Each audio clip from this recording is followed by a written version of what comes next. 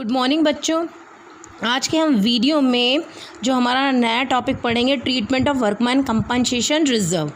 ठीक है, इससे रिलेटेड हम एंट्रीज पढ़ेंगे, अलग अलग कंडीशन जो केसेस रहते हैं उसके बारे में हम पढ़ेंगे। तो ट्रीटमेंट ऑफ वर्कमैन कंपनसेशन जो रिजर्व रहता है, सबसे पहले इसका मतलब समझते हैं क्या होता है। वर्कमैन कंपनसेशन रिजर्व का मतलब रहता है जब भी कोई भी कंपनी रहती है, फर्म रहती है, तो प्रॉफिट होता है ईयरली, जो कोई प्रॉफिट होता है तो वो क्या करती है, पार्टनर्स को बांटने से पहले वो कुछ जनरल रिजर्व के रूप में कुछ फंड रखती है ताकि क्या हो कि उसके कभी भी कुछ बुरा वक्त आए तो वो पैसा यूज़ कर सके या अपने बिज़नेस को और बढ़ा सके। ठीक है, तो वो जो जनरल रिज़र्व फंड जो रहता है, अगर वो पैसा यूज़ नहीं होता है, कुछ भी कोई प्रॉब्लम नहीं होती, हम रखते हैं अपने बुरे वक्त के लिए। जैसे हम कोई भी जो भी हम कमाते हैं तो हम पूरा का पूरा थोड़ी ना खर्च कर लेते हैं, कभी भी कैसी भी कंडीशन आ सकती है तो हम कुछ पैसा जमा करके रखते हैं ना बैंक में। वैसे ही हर ऑर्गेनाइजेशन जमा करके रखती है, और अगर वो पैसा खर्च नहीं होता है तो ओल्ड पार्टनर जिनका पैसा प्रॉफिट बचाया था तो उनमें, यानी ओल्ड पार्टनर में, और उनको बांट दिया जाता है। अब ये तो हो गई जनरल रिजर्व वाली बात। अब वर्कमैन कंपनसेशन रिजर्व क्या होता है? वर्कमैन कंपनसेशन भी एक प्रकार का फंड रहता है जो कि बड़ी बड़ी ऑर्गेनाइजेशन में, फर्म में हज़ारों लोग काम कर रहे हैं। ठीक है, हज़ारों लाखों लोग काम कर रहे हैं, तो काम करते वक्त जब प्रोडक्शन एक्टिविटी हो रही, बड़ी बड़ी मशीन खुद कभी कभी बहुत खतरे का भी काम करते हैं। ठीक है, ऐसी कंडीशन में काम करते करते अगर किसी की डेथ हो गई, एक्सीडेंट हो गया, हाथ कट गया, पैर टूट गया, या है ना डेथ हो गई, तो ऐसी कंडीशन में क्या होता है, वर्कमैन कंपनसेशन रिजर्व के नाम से एक फ़ंड रखा जाता है। क्योंकि एकदम से पैसा कहाँ से लेके आएंगे, तो जैसे जनरल रिजर्व के रूप में रखते हैं ना बुरे वक्त के लिए पैसा, वैसे ही वर्कमैन कंपनसेशन रिजर्व भी एक फ़ंड रखते हैं कि अगर कोई भी किसी भी प्रकार का एक्सीडेंट वगैरह होता है फ्यूचर में, तो वो उस फंड में से पैसा निकाल के उन एम्प्लॉयज़ को दे दिया जाएगा। और अगर वो उन्हें ऐसा क्लेम करेंगे, अगर होगा एक्सीडेंट तो दिया जाएगा, और नहीं तो वो पैसा वापस ओल्ड पार्टनर में, ओल्ड रेशियो में डिस्ट्रीब्यूट कर दिया जाएगा। ठीक है, थ्योरेटिकल पार्ट इसका समझ में आया आपको। अब देखिए एंट्री करेंगे अलग अलग कंडीशन में। सबसे पहला क्या है, if there is no other information. अगर कोई इन्फॉर्मेशन नहीं, इसका मतलब क्या है कि हमारा रिजर्व कितना है। इस क्वेश्चन में देखिए ABC पार्टनर है, उनका प्रॉफिट शेयरिंग रेशियो कितना है, ओल्ड प्रॉफिट शेयरिंग रेशियो कितना है, 4:3:2। उनने डिसाइड किया कि भविष्य में, यानी न्यू प्रॉफिट शेयरिंग रेशियो उनका क्या होगा, 2:3:4। 1 अप्रैल 2020 को ये जो बैलेंस शीट दी हुई है, ठीक है, 31 मार्च 2012 का सिर्फ liability side workman compensation reserve दिया हमारा कितना, 90,000, यानी फ़ंड हमने कितना रखा है, 90,000। अब if there is no information, तो साफ बात है कि इसका मतलब ये कि रिजर्व तो हमने 90,000 रखा था, लेकिन कोई भी, यानी किसी ने भी कोई भी एक्सीडेंट नहीं हुआ। इसका मतलब जब कोई इन्फॉर्मेशन नहीं, तो इसका मतलब क्या हुआ कि कोई एक्सीडेंट नहीं हुआ। तो ऐसी कंडीशन में क्या हो जाएगा, ये जो रिजर्व है वो किस में डिस्ट्रीब्यूट हो जाएगा, वर्कमैन कंपनसेशन ओल्ड पार्टनर में, ओल्ड रेशियो में। देखिए हमारी एंट्री ऐसी हो जाएगी। ठीक है, treatment of workman compensation reserve, if there is no other information, कोई भी इन्फॉर्मेशन अगर नहीं होती है, तो ऐसी कंडीशन में हमारी एंट्री क्या हो जाती है, वर्कमैन कंपनसेशन रिजर्व कितना अमाउंट था, देखिए 90,000 था। ठीक है, तो 90,000 था, 90,000 लिया और किस में बांट दिया, जो 3 पार्टनर थे ना, ABC पार्टनर थे, और उनका रेशियो कितना था, 4:3:2। तो 4/9, 3/9 और 2/9।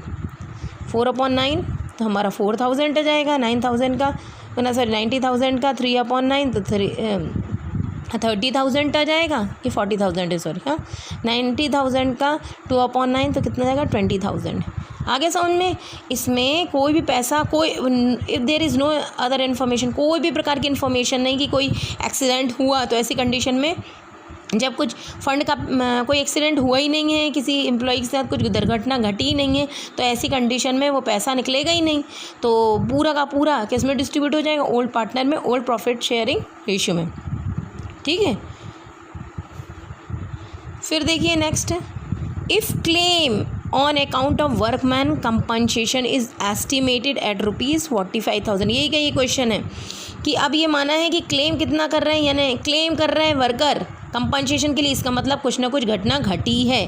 कितने मतलब एक्सीडेंट जो भी हुआ उसमें कितना पैसा देना पड़ेगा, इनकी लाइबिलिटी कितनी है कि कितना देना पड़ेगा, 45,000।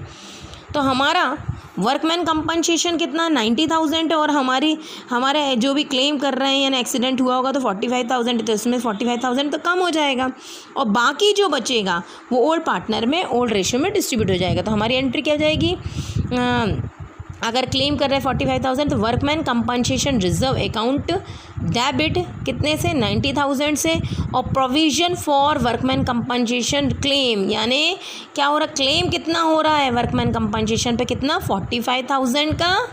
हाँ, फिर उसके बाद क्या हुआ, बाकी कितना बच गया 90,000 में से कितना 90,000 में से 45,000 लेस हो गया, बाकी कितना बच गया 45,000। ये बांट देंगे ओल्ड रेशियो में। ओल्ड रेशियो हमारा कितना है 4:3:2 और ओल्ड पार्टनर क्या ABC।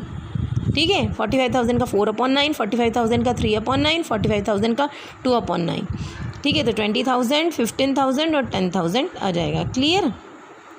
ये सरप्लस मतलब जो बाकी का जो क्लेम जो कि जितना किया उतना देने के बाद किस में बांट देंगे, जो क्या कहते हैं जो पार्टनर्स हैं बाकी के ओल्ड पार्टनर में ओल्ड प्रॉफिट शेयरिंग रेशियो में बांट देंगे। अब नेक्स्ट देखिए आप, if claim on account of workman compensation is estimated 99,000। अब देखिए ये कंडीशन क्या है, पहले तो कुछ हो ही नहीं रहा था।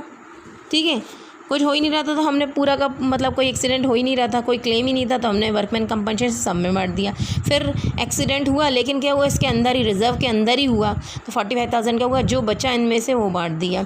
अब क्या हो रहा है यहाँ पर, तो हमने 90,000 रखा था क्लेम के लिए, हमने कितना रखा था 90,000 रखा था, और वो रिजर्व मतलब कि एक्सीडेंट होंगे नहीं, तो एक्सीडेंट कुछ ज़्यादा ही हो गए, 9,000 और हो गए। ठीक है, 9,000 और हमारी लाइबिलिटी बढ़ गई ना। ठीक है, लाइबिलिटी इंक्रीज़ हुई कि नहीं, 90,000 तो थे और 9,000 और बढ़ गए, तो हमारी लाइबिलिटी इंक्रीज़ हो गई ना 9,000 से। तो देखिए हमारी एंट्री क्या होगी, ऐसी कंडीशन है, if claim on account of workman compensation estimated 99,000। सबसे पहले वर्कमैन कंपनसेशन रिजर्व कितना था 9,000 का, और हमने क्लेम कितना किया 99,000 का। अभी इसको भूल जाइए। ठीक है, जो रिज़र्व हमारा कितना था 9,000 का, और हमने क्लेम कितने का किया 99,000 का, तो अंतर आना ना, आपको मालूम हमेशा डेबिट क्रेडिट दोनों साइड बराबर आना चाहिए। तो जो डिफरेंस आ रहा, ठीक है, ये डिफरेंस आ रहा है, हमारी लाइबिलिटी बढ़ गई ना, तो रेवोल्यूशन अकाउंट में इफेक्ट पड़ेगा ना।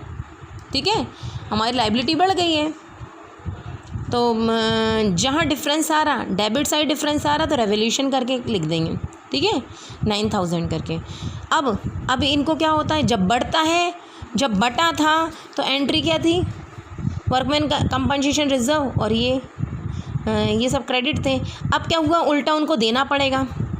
पार्टनर को बच जाता है तो देते हैं, रिजर्व बांटा जाता, और अगर क्या हुआ कि और देना पड़ेगा उनको पार्टनर को, तो क्या करना पड़ेगा, ये एंट्री उल्टी हो जाएगी, ये एंट्री उल्टी हो जाएगी। A is capital account debit, B is capital account debit, C is capital account debit हो जाएगी, और कितना रेवोल्यूशन अकाउंट जो था ना वो यहाँ लिख देंगे। कितना देना पड़ेगा 9,000 देना पड़ेगा as per ratio, old profit sharing ratio 4/9, 3/9 और 2/9, 4,000, 3,000 और 2,000 आ गया। आगे समझ में, जो रेवोल्यूशन का लॉस जो है एक तरीके से लॉस हो गया ना, और देना पड़ेगा, ये ओल्ड प्रॉफिट शेयरिंग रेशियो में देना पड़ेगा।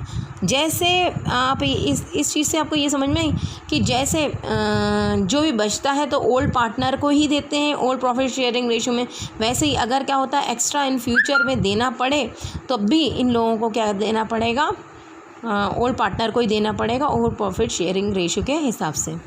अब एक बहुत इम्पॉर्टेंट बात है, नोट करने वाली बात है, वर्कमैन कंपनसेशन रिज़र्व एक प्रकार का फ़ंड है, एक रिज़र्व है, जो कि किस लिए फ़ंड बनाया जाता है, ताकि कोई भी एक्सीडेंट हो, किसी भी प्रकार का अगर कोई भी एक्सीडेंट होता है, ठीक है, ऐसी कंडीशन में वो कंपनसेशन दे सकें। और अगर कोई किसी भी प्रकार का एक्सीडेंट नहीं होता है तो पूरा का पूरा अमाउंट किसमें, ओल्ड पार्टनर में, ओल्ड प्रॉफिट शेयरिंग रेशियो में बांट दिया जाता है। क्लियर? Thank you.